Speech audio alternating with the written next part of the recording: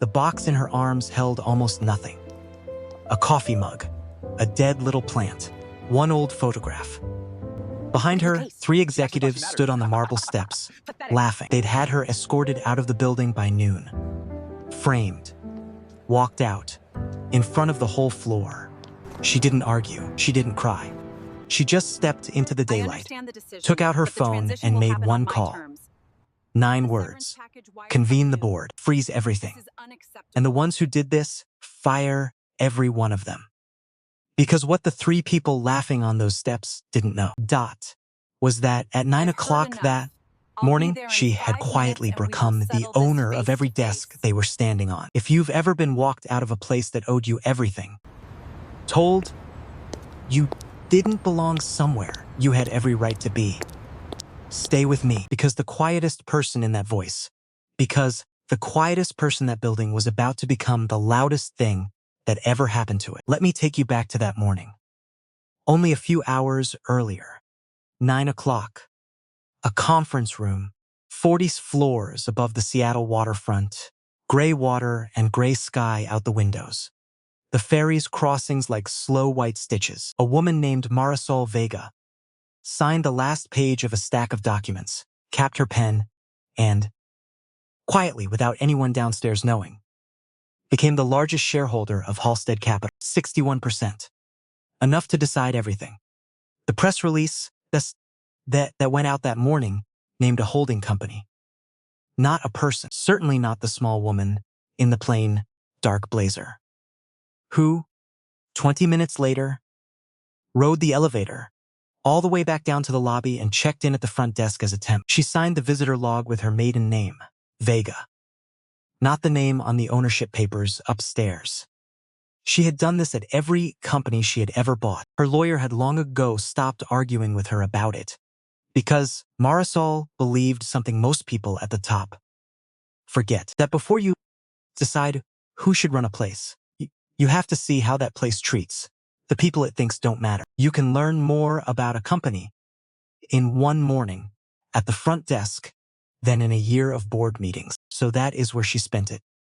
Answering phones, sorting mail, refilling a coffee pot nobody thanked her for. She was good at it. She had started her whole working life doing exactly this 38 years ago. 38 years ago, and her hands still remembered how. The people she had come to watch did not notice her at all, which was the entire point. By 10, she understood the shape of the floor. There was an inner circle, and there was everyone else. There is always an inner circle and everyone else. The only real question in any company is how the circle treats the rest. At the center of this one was a director named Trent Mercer. Trent had a particular way of speaking to the assistants and the male staff. He spoke past them, to the room, as if they were furniture that happened to move. He would put a coffee order in Marisol's hands, without once looking at her face, the way you'd set a cup down on a table. She watched him do it to a young woman at the front desk named Cleo. Watched Cleo's smile stay professionally in place, while something behind her eyes went carefully flat. Marisol knew that flatness. It is the face people learn when they have decided that any reaction will only be used against them. She filed it away, the way she filed everything, quietly, completely, without making a show of it. Here is the thing that got her walked out of the building. It was small, and that was exactly what made it ugly. A little after 11, a company laptop went missing from a locked drawer near the front desk. It turned up an hour later, behind a filing cabinet, right where a distracted person might have set it down. But by then it didn't matter. By then, Trent had already decided who it was. He didn't ask. He announced, out on the open floor, loud enough to carry. The temp, the new one. Nobody really knew her. She'd been near that desk all morning, hadn't she? And across the floor, Cleo, the young woman from the front desk, started to stand up. Marisol saw it happen, saw Cleo open her mouth to say that the temp had been on calls the whole time, that she'd been 6 feet away and seen everything. And then Marisol watched Trent's eyes flick toward Cleo. Just once. And she watched Cleo do the math that a room like that forces you to do. the math of a paycheck and a lease, and who has the power here, and watched her sit back down and look at her screen and say nothing. Marisol didn't blame her. She had been Cleo once. She knew exactly how heavy that particular silence is to carry, and exactly how little it costs the person who forces you into it. Security was called. And the man who came up from the lobby was an older guard named Earl Dawson. Earl was 66, broad and a little stooped, with reading glasses on a cord and a limp he'd stopped apologizing for. He did not want any part of this.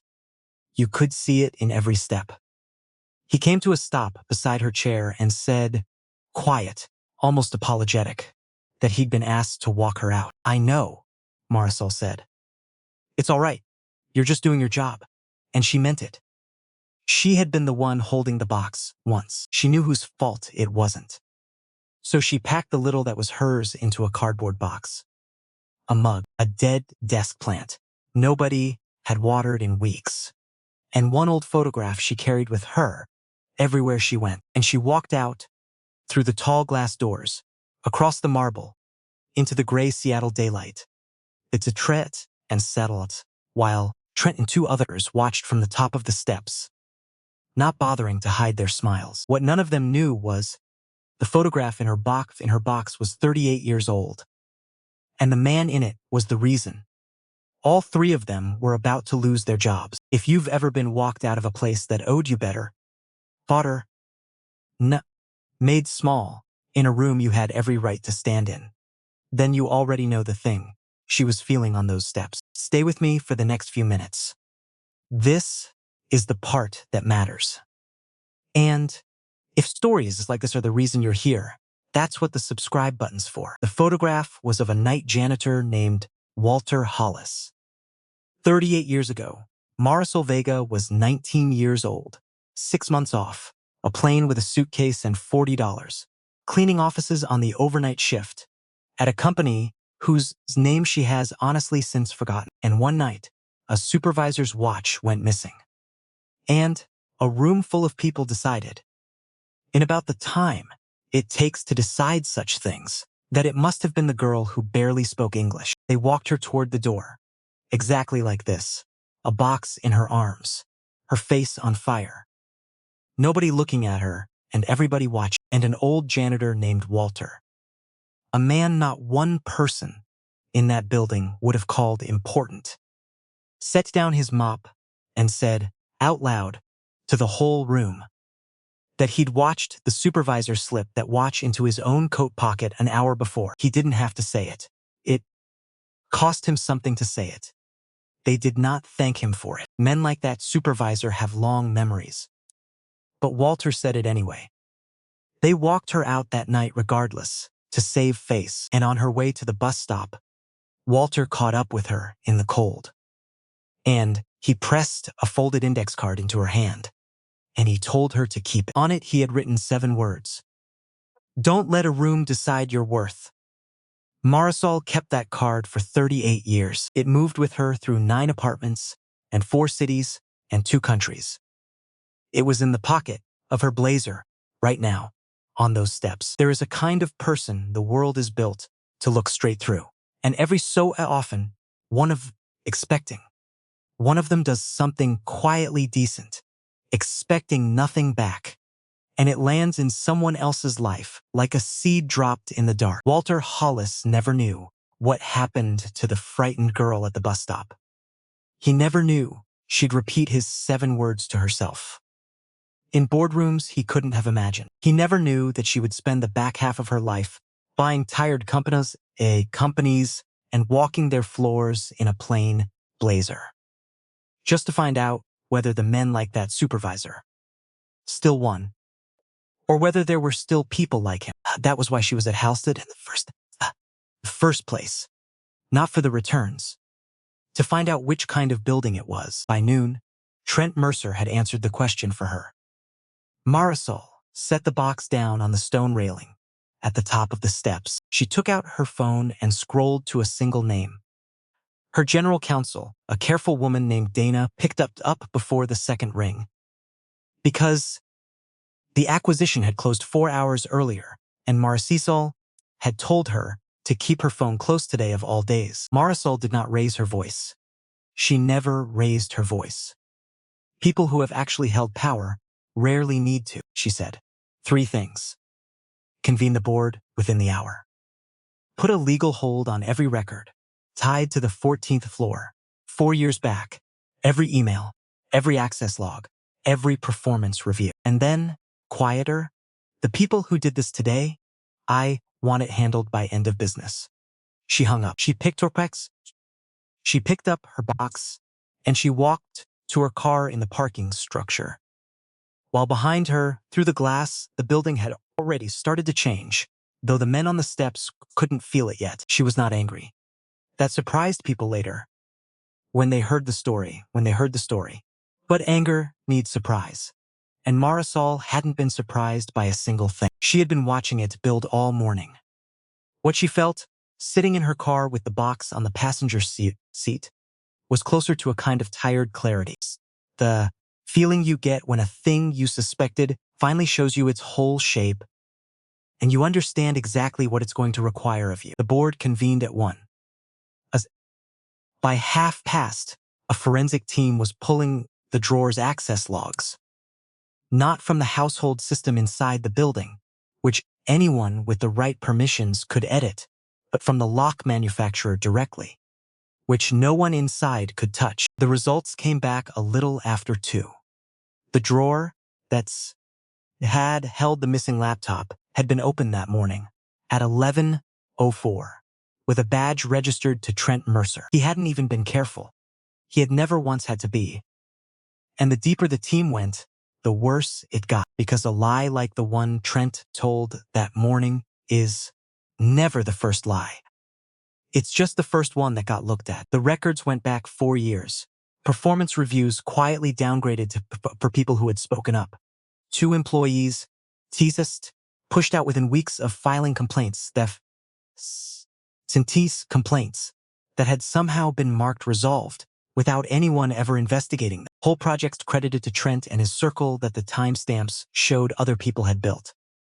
I think about Trent Mercer in that moment, and I don't see a mastermind. I see a smaller thing than that. A man who had learned early that if you decide fast and point at the person with the least power to point back, the room will almost always go along with you. It had worked for years.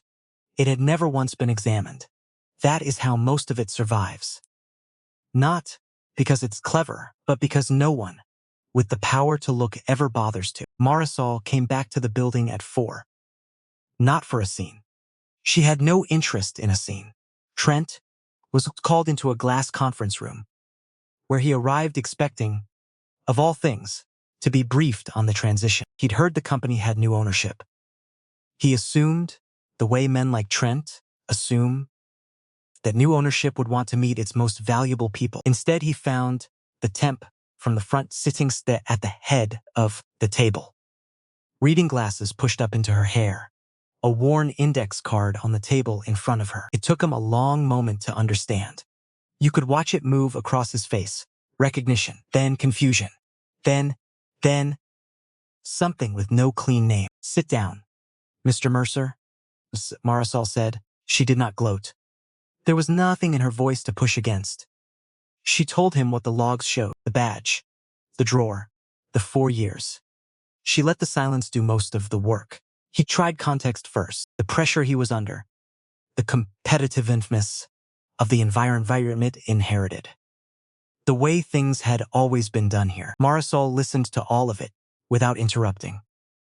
When he finished, she said only that she had read the full record, including the parts that came long before this morning, and that what it documented was not pressure. It was a choice, made over and over for 4 years, that had cost real people their careers, and in 2 cases their livelihoods. "You didn't just accuse me of something I didn't do," she said.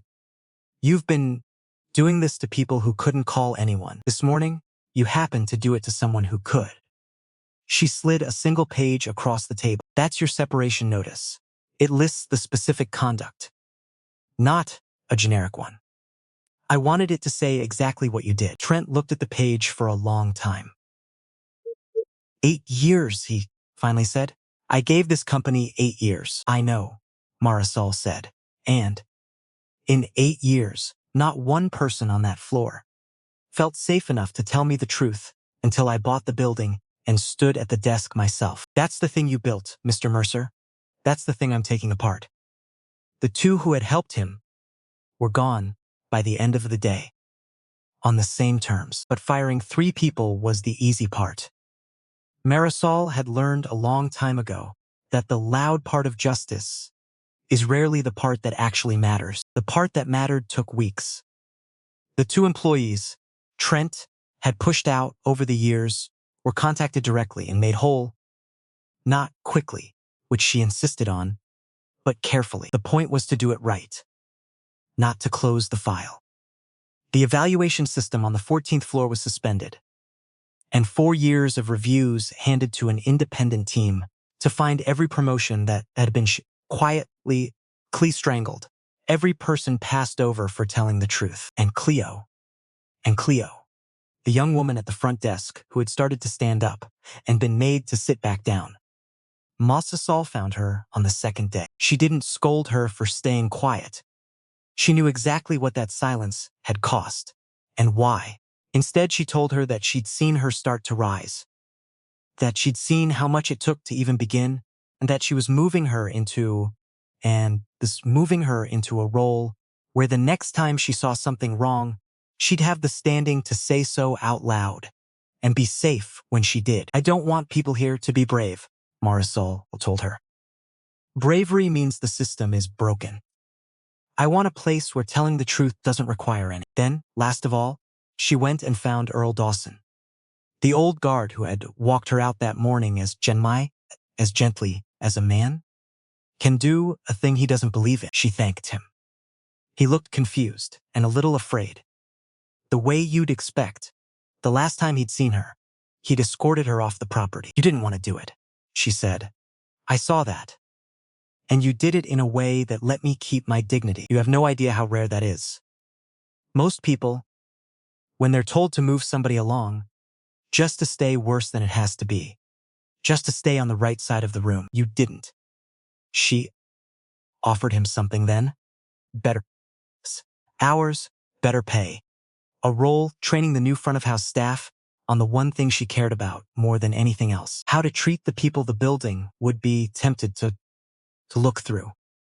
Earl didn't have words for a minute. Then he said, Can I ask what changed? This morning I walked you out. Tonight he stopped. What changed? And Marisol reached into her blazer pocket and took out the worn, taped index card and set it on the desks between them so he could read the 7 words. Nothing changed, she said. This is just the day I got to pay it back. There's a kind of person who spends their whole life being overlooked, and instead of turning hard about it, decides, quietly, that they will never do it to anyone else. They do the work all the way through when no one is watching. They stand up in the cold for a stranger with a box in her arms. Most of them never find out what it grows into. This story is for them. I'll tell you the truth. I don't know exactly what happened to the real Walter Hollis. I made his name up, and hers, and the building. But I have met a Walter, so have you. Somebody who did one quiet, decent thing for you when you had no power, and never once came back to collect on. And I wonder how many of us are somebody's Walter, right now. In a moment, we'll forget by next week. And never know we were the 7 words someone carried for 38 years. Marisol Vega kept Halstead Capital. She spent the next year closer to its floors than its boardroom, which is a harder way to run a company, and the only way she knows. The old photograph of Walter went on a shelf in her office, where she'd see it from her desk. And the taped index card went back into her blazer pocket, because she wasn't done carrying, but she made a copy of it, in her own hand, 7 words on a fresh card, and she left it on Cleo's desk one evening, after everyone had gone, with no name on it, because that is how these things are supposed to move. Quietly. Forward. Forward. from one overlooked person to the next. Never really paid back, only ever passed on. I've been sitting with this one for a few days. What stays with me isn't the phone call, or the badge, or the boardroom. It's that a 19-year-old girl at a bus stop, holding a box, kept a stranger's handwriting for 38 years. It's as stranger's natural 38 is. Turned out to be worth more than the 61% she signed for at 9 that morning. This is a work of fiction. The names, the firm, the photograph, I made all of it up. But that walk across the marble is real. A lot of us have made it. And if you're carrying somebody's 7 words right now, or you're about to be somebody's, maybe that's the whole point of a day like hers. If this one stayed with you, sit with it. Second, before you scroll on.